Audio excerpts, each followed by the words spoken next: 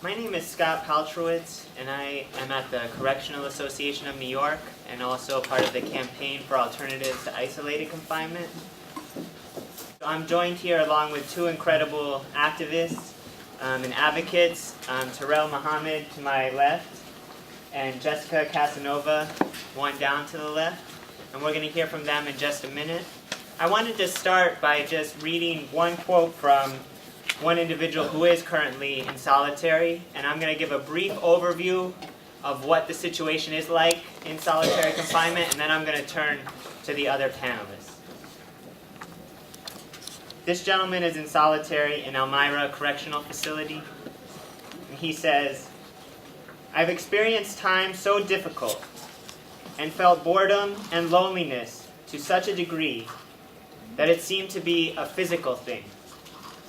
Inside so thick that it felt like it was choking me, trying to squeeze the sanity from my mind, the spirit from my soul, and the life from my body. I've seen mine slipping down the slope of sanity, descending into insanity, and I've been terrified that I would end up like the guys or women around me that have cracked." This gentleman had been in solitary, or has been in solitary, for 26 years now. Unfortunately, he's not that much of an abnormality. In New York State prisons right now, there are about 3,800 people on any given day who are in isolated confinement. And what that confinement means is being locked in a cell 22 to 24 hours a day without any meaningful human contact, programs, not allowed to make phone calls, get fed through a slot in the door, and 3,800 people any given day just in New York State prisons are subjected to that. There are hundreds more who are also in solitary in another form in New York State prisons, and thousands more in city and county jails around the state, not to mention people who are in federal facilities, immigration detention centers, who are also in isolation.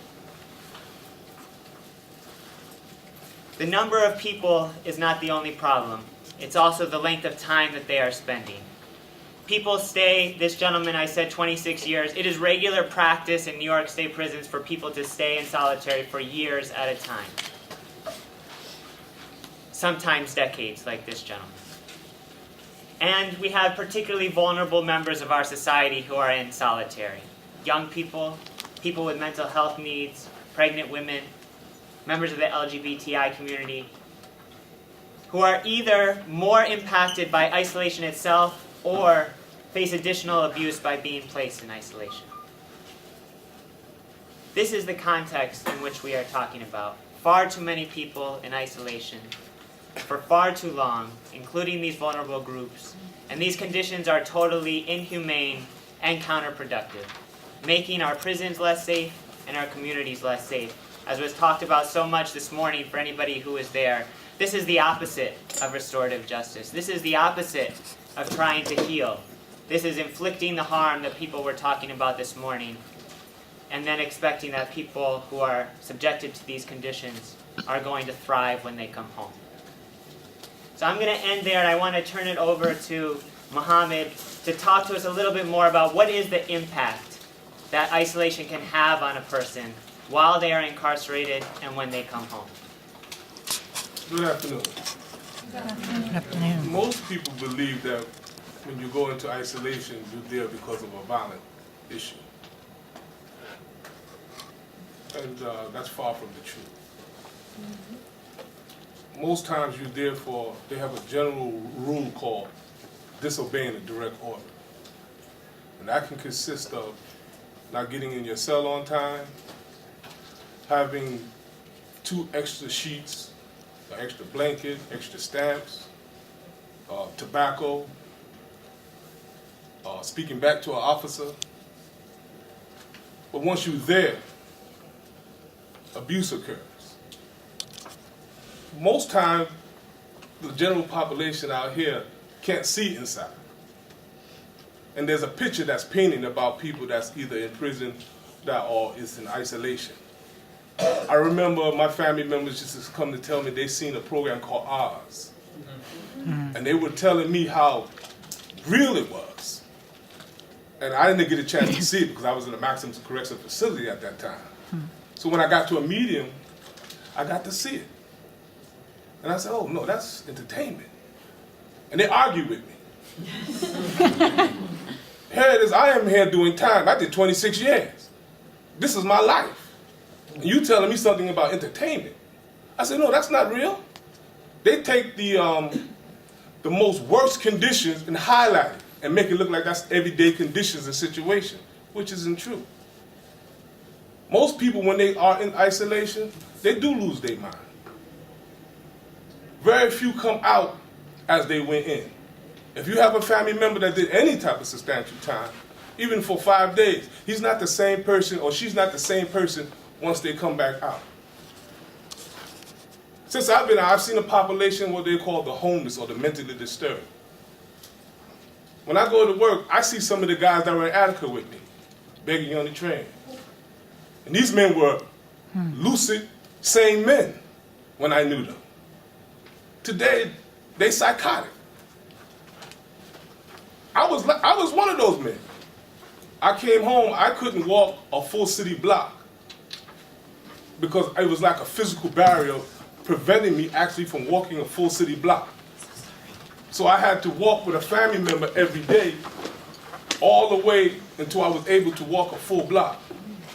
I didn't know what was wrong with me. I used to have to wear tinted glasses because I didn't know what to do with my eyes. Because inside, staring can cause you your life. And you have to make a quick decision with staring. You have to be able to tell if a person is a friend or a foe. Out here, that doesn't matter. When I looked at people, it was just that they would look at me like, what are you looking at? So, no, I didn't know what was wrong with me. The New York Siblings Union came out with a report, and they talked about trauma. And when I read the report, the light clicked on. I said, oh, this is what's wrong with me. This is why I can't sleep. This is why I'm having these problems that's really psychological but not physical. And when the light clicked on, I think Scott was with me. And I read the report, I said, oh man, I'm not crazy. But most of the men don't know they have trauma or they've been traumatized. People ask me, you know, I did 7 years of solitary confinement. They said, how did you stay sane? I read National Geographics, I read Newsweek, Times, Ebony, Jet, Forbes magazines, Black Enterprise, Sports Illustrated. I read everything and anything just to keep my mind active. I had people that was losing their mind around me, flooding up their cells, starting fires, kicking the walls. And I was able to block out all of that just to maintain my sanity. There were times that I hallucinated. You know, you've been there so long that the pink cracks start looking like Abraham Lincoln. You know, the figurines started appearing in front of your face because you've been there so long, you're so bored, you don't know what to do with yourself. It's a struggle and a fight every day. I went to isolation because, again, I disobeyed direct order. I didn't get to my cell in time. They took me to the box. When I got there, the adjustment committee gave me something like 90 days. While in there, I accumulated up to 5 years of time. See, that's the trick. Once you're there, you know, you at their whim.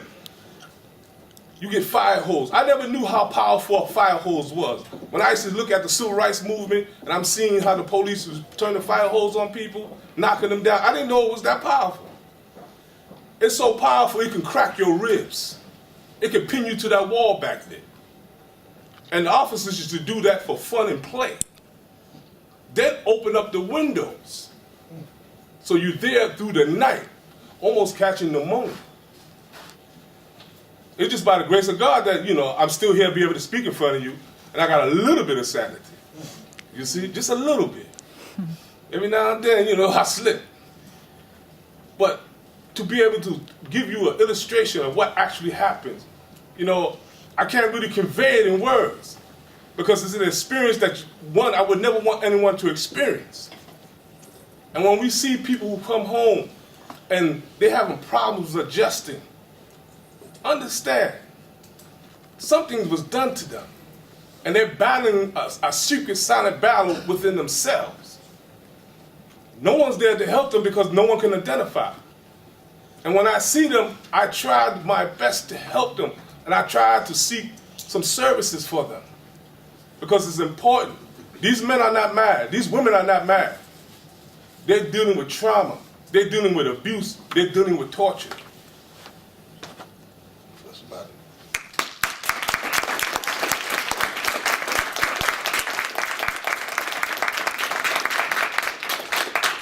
Jessica, can you tell us a little bit about how this impacts not just the people inside, but the people on the outside? I first became familiar with the shoe when I received an unexpected and very alarming letter from a nephew in February 2012, and I'll tell you a little bit. He wrote, "Auntie, I'm here in a steel coffin. Could you please? I'm breathing." Ma'am, we can't hear you. Oh, I'm sorry. From the beginning, could you start over, please? Start over? Okay. I first learned about the shoe in February of 2012 after receiving an unexpected and alarming letter from my nephew, in which he wrote, "Auntie, I'm here in a steel coffin. I'm breathing, but I'm dead. I'm experiencing a slow motion death. Crazy thing is I'm witnessing it. There are men screaming day in and night out, and I just don't know how long it will be before I start doing the same thing." Got on the bus the very next weekend. I hadn't seen them in 10 years. And when I got there, it's my first time in the shoe. Didn't know what to expect, but I knew that I needed to give him a hug. I quickly learned as I walked into this visiting room that was not going to happen, for this a plexiglass that doesn't allow you to give them human contact. The closest human contact you could probably get is placing your hand on the plexiglass while they place the other hand on the other side. And you just sit across that plexiglass, confused. It's my first time there. What's going on here? And I got a chance to go into the vending machine and try to get some food for him. And as I'm walking back, I was wondering how am I gonna pass him this food. And there's a very small slot in the bottom of the window. And here I was, slipping him food almost like a dog. And left me feeling very traumatized because I felt like now I was being one of the COs, treating him just with no human contact, such an inhumane. But anyway, I quickly went home that day and I got on the internet and I wanted to find out everything I could about the shoe. Now I don't have to do that anymore because I go every month and I'm witnessing what the shoe has done to him emotionally, physically, mentally.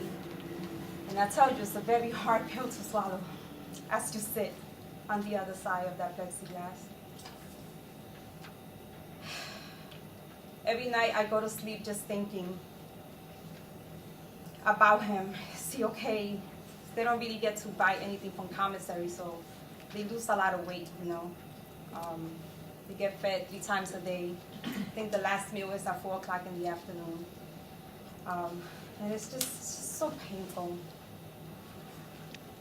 I'm so glad that I made contact with Scott in his office, because until then I felt lost. Like, how is this happening in America? How can we treat human beings like this, you know? And now I have a little bit of hope because I know that change is on this way. There's good people out here. And I just hope that together we can make a change together.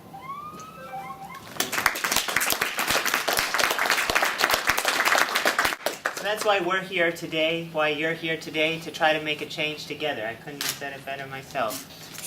And so what we'd like to do is, in a few minutes, we're gonna ask for some questions, but then we're gonna break out into smaller groups, and we'll talk a little bit more about that. But one aspect of the change that we are seeking as the Campaign for Alternatives to Isolated Confinement is passage of a law called the Halt Solitary Confinement Act. It's humane alternatives to long-term solitary confinement. And I was wondering, Mohammed, could you just give a brief overview of the key points of what that bill is before we start breaking out into other groups? The HALT Act is like it's legislation that's giving therapeutic treatment to people that have problematic behavior or that's in isolation. One of the major points is the terms that you are in isolation. Juan Mendez, who's the UN rapporteur, has studied, torture in Afghanistan and different countries.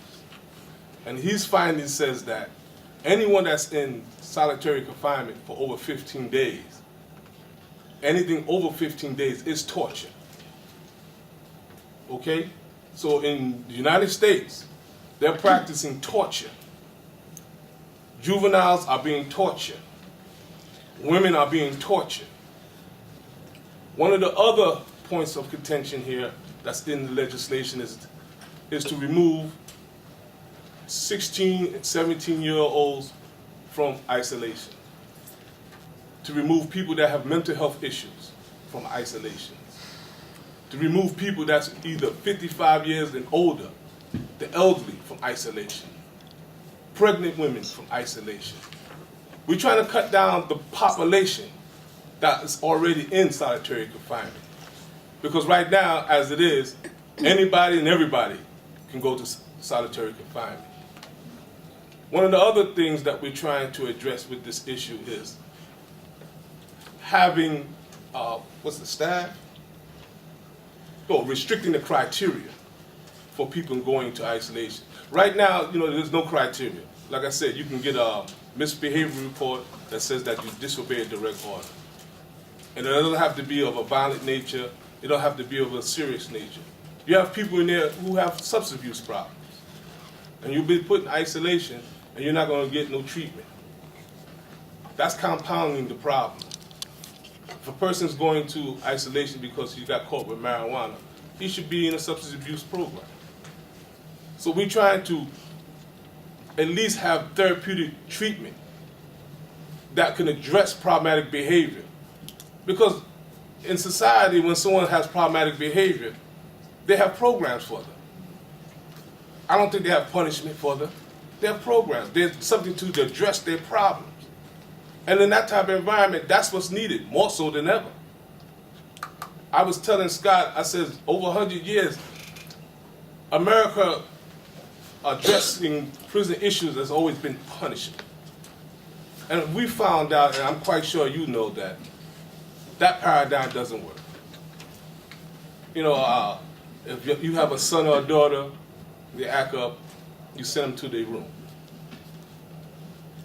Inside prison, they do the same thing. They send you to a room, but you're there by yourself, and no one's there with you.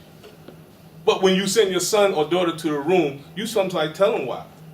You act up, you did this, I disapprove of that, and they understand. And then they have a rationale why they're in their room or they're under punishment, and hopefully they don't do it again. Not inside. You're sent to SHU, you're very rarely told why. You got an adjustment committee that's a kangaroo court, believe me. It's just a formality of due process. That's it. If you're innocent, you really have to litigate that to another court. So we're really trying to address, people going to SHU and not getting the necessary therapy that they need. There's more legislation, but I don't want to bore you with all of the legislation. But I want you to know that we are fighting this, and we do have, at the time, I think, Department of Corrections in New York City, they've somewhat implemented some of our legislation. I believe the state facilities supposedly enacting some of our legislation. But really, we're really trying to abolish how they really utilize solitary confinement. Because if you continue to abuse and torture people, and 97% of the people who go to prison come back to the same community that they left. So you having people that's coming back who had problematic behavior before they left, they're coming back worse. And we're not addressing that. We're taxpayers. I don't think you pay your money to see people tortured and come back to cause you more problems in your neighborhood. So we're going to open it up for a few minutes of questions first before we break out into some smaller groups. Anybody have any questions? maybe we'll take all three and then we'll try to respond. So we're going to go 1, 2, and 3. But people that have life in prison, like, and they in solitary confinement, like, for most of the day, or Sorry, say it again. solitary confinement, like, for life, people life in prison, how long do they spend? Okay. Isn't that like every day? Good question. Like forever? Thank you. Well, let's hear all 3 questions and then we'll try to respond just for time. Is it true, like in New York State, some people with mental health problems do not go to sue, you know what I mean? And you would say no mental health, I mean, very limited mental health problems, not enough. Great. Thanks for the question. My question's kind of related. I was wondering about whether the new legislature applies to people, or if it's for people who have had documented mental health issues before entering prison, or after, if they get an evaluation once they're incarcerated, if they weren't able to go to a doctor or something before. Great. Maybe I'll try to start it. We'll do those 3 first, and then maybe we'll get a second round, and then we might call it.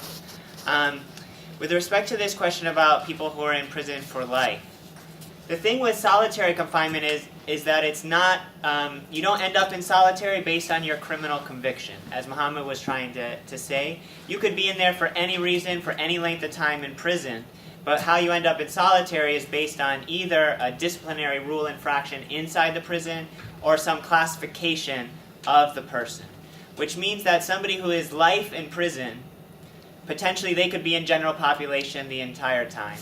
Or through all the mechanisms that we had talked about, they could end up in solitary while they're there, and it could be, in New York State, it could be for decades at a time. With regard to, I hope that answers the question. Yeah. And that's true, what he said. But, you know, again, when we're in prison, it's a little different. You know, the actual facts is that you can be, there's people that was in the Black Liberation Army or the Black Panthers, and they went straight to isolation because of their political convictions. Bottom line, they call that administrative segregation. So a person, blue trial, when he gets to the state facility, they automatically put him in isolation. And they're there 25 years or more. They're trying to kill them. They're trying to starve them out. They're trying to murder them because of their political convictions. Now, it's not a lot because there's not that many that's there. Not too many people get arrested for their political convictions, so let's understand that. But those that do, oh, you go straight to the chute. That will happen. And just in that same vein, many of you may have heard of Herman Wallace and the movie Herman's House. He spent over 40 years in SHU before being exonerated and then passing away shortly after he was let out of prison. Yep. It's not a question, but can I make another point about On this? solitary? Yeah. Can I, is it relate to what we're talking about now, or should I answer the other 2 questions Oh, I'm first? sorry. Okay, so maybe we'll just, this question about the mental health needs. In New York State, there's a law called the SHU Exclusion Law that was passed in 2008 and went into effect in 2011 that many advocates over decades of time really a decade of time really tried to push to get it passed. And what it says is that people who have the most serious mental health needs have to be diverted from solitary to a residential mental health unit where they get 4 hours a day of treatment out of cell. So there is this provision in the law that the people with the most severe mental health needs can be diverted, and that affects, on any given day, about 200 people. So it's a very positive step, and it can be a model for other alternatives, but it's about 200 people out of the 3,800, that we were talking about. So it's a small step. In the current Solitary Confinement Act that we're proposing, the definition of mental health would be much greater than that, so it would apply to many more people who have mental health needs, because right now in state prisons, even though there is that SHU exclusion law, people with mental health needs who don't fit that restrictive criteria are overrepresented still in isolation. And the reason why is because when you come into New York State, you don't get a mental health evaluation. They don't do that type of intake. there's a lot of people that come in that's bipolar, they have mental health problems, but no one ever diagnosed them as such. So they're just getting into the population, and they have these problems, but because they're not diagnosed as mental health problems, they'll get put in the shoe. Is that the same for New York City? Sorry. Yes. They On they Rikers don't Island? get diagnosed for mental health in New No, York City. in Rikers Island, no. You just What about look into- physical health? Is that diagnosed? Well, physical health, they just want to know whether you are able to walk and talk. When people come into the prison system, they do assessments related to mental health, but oftentimes, as Muhammad is saying, it's a very rushed system. There's not a really good assessment process. There are limitations in the assessment process and how that works. And additionally, even if somebody does get diagnosed, in New York State right now, there's about 8,400 people who are on the mental health caseload who have been diagnosed in that way.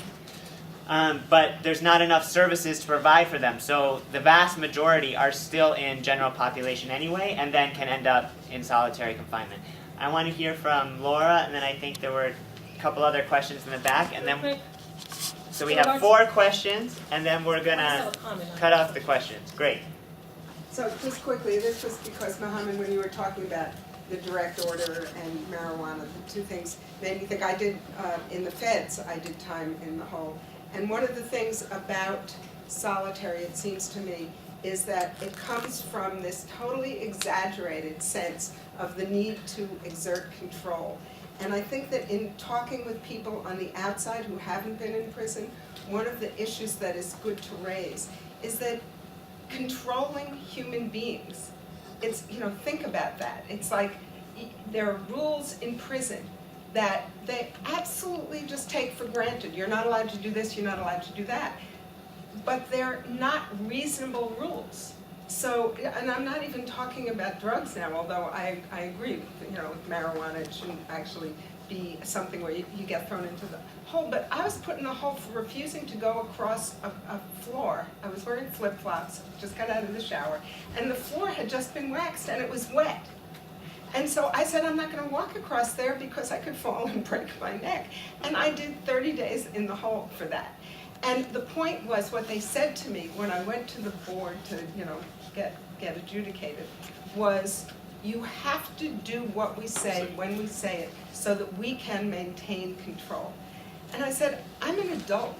If you explain to me that it's time for count and I'm gonna respond to that. So the sense that we have to control human beings and we have to change the way they think and we have to restrict their actual exercise of their humanity seems to me set up to create more use of solitary confinement.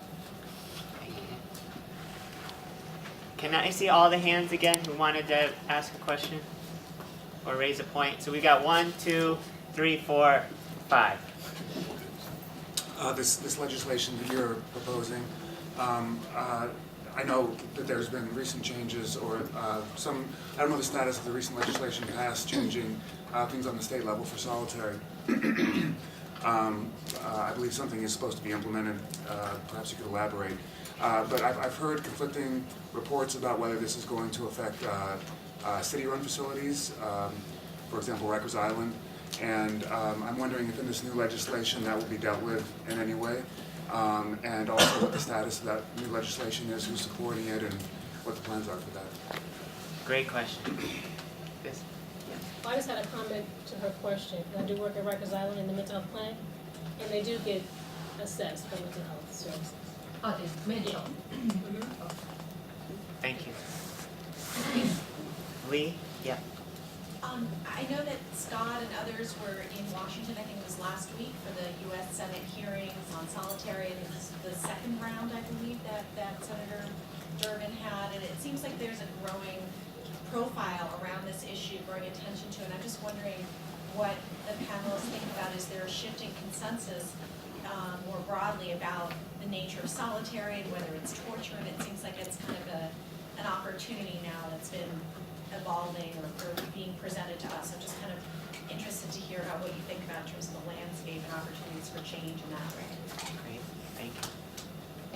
I was just wondering how welcoming the New York City or New York State Department of Corrections has been in letting you view solitary confinement conditions and cells, and have you been able to make your assessments going into the facilities? And there's been some work, litigation from NYCLU, and I wonder if you could describe that. So I think that's partly what this gentleman was, but, okay. Mohammed, do you want to answer any parts of that, or Jessica? Yeah, about the legislation. As you see, on Rikers Island, I think they enacted some form of restricting certain populations in their being. It's called the being. In New York State, I believe the governor right now has asked for a 2-year moratorium, and they're going to implement some portions, I believe, of the HALT Act. You know, it's what you call a partial win. You know, I'm not into partial victories, but it's a partial win. You know, so, you know, we'll see, you know, how far they'll go in implementing some of these statutes. Just specifically about the changes at the state level, and this relates to this question about litigation. The NYCLU and 3 people who are incarcerated filed a lawsuit against the Department of Corrections at the state level. And I think what you heard in the news recently is that, and this relates to what Mohammed was just talking about, that the Department of Corrections in the state has agreed to an interim stipulation, which means that they're going to continue negotiations now for another 2 years. But in the meantime, they agreed to do some small initial steps. What those steps are, the main thing is restricting the use of solitary for 16 and 17-year-olds, pregnant women, and people with developmental disabilities. So limiting the length of time and creating some alternatives for those 3 populations. It's a very positive step. It's something moving in the right direction. But again, it's very limited, as Mohammed has said. I mean, when I've told this to some other people, they say, well, that's just obvious. Why would we ever have a 16-year-old in solitary confinement? For that matter, why do we ever have a 16-year-old in prison? And as many of you know, there's also a big campaign around there to raise the age of criminal responsibility. So 16 and 17-year-olds should not be in prisons. It is a positive step. It recognizes the failure of this system to say there needs to be alternatives to isolation, but we need to expand on that much greater. And the question about whether it applies to city jails, that stipulation would not apply. It's only about solitary confinement in the state prisons, and even more specifically, it's only about disciplinary confinement. So it doesn't apply to administrative segregation like Laura and Mohammed were talking about earlier. Will this new legislation deal with any kind of city level? The new legislation, sorry, I knew that was part of your question too. Yes, the new legislation would apply to both the state prisons and the city jails. Okay. And it would apply to any form of isolation, no matter what you call it. If you call it disciplinary confinement or administrative segregation or keep lock or protective custody, whatever it is, this legislation would apply to that. And what's the status of it right now? Status is, great. Are you an attorney or are you cross-examination? Great. The status is that it's just been introduced. So Assemblyman Aubrey in the Assembly and Senator Perkins in the Senate have sponsored the bill and introduced it at the end of January. There's a couple other legislators, Velma Montgomery on the Senate side, who has agreed to co-sponsor, and we're just at the beginning stages. And what I hope we're going to get to is that we're going to start building a campaign around this legislation, and specifically on May 5th, we're going to be going up to Albany for a lobby day. We hope that many of the people in this room will join us, and part of our breakouts are going to be actually practicing talking to a legislator about these issues. Just want to see some of the other questions. There was a question about the Senate hearing, and there was a question about how open the department is to viewing conditions. Do either of you want to speak on that? Well, the Correctional Association, they have a department called the Prison and Visiting Project. And they have the opportunity to go inside the total prison. Solitary confinement, the yard, the mess hall, mental health units. Everywhere that they have a population of people inside prison, PVP is able to go. And they view it. They talk to the people. Matter of fact, I work there and I read the surveys. and I read thousands of surveys that's answered.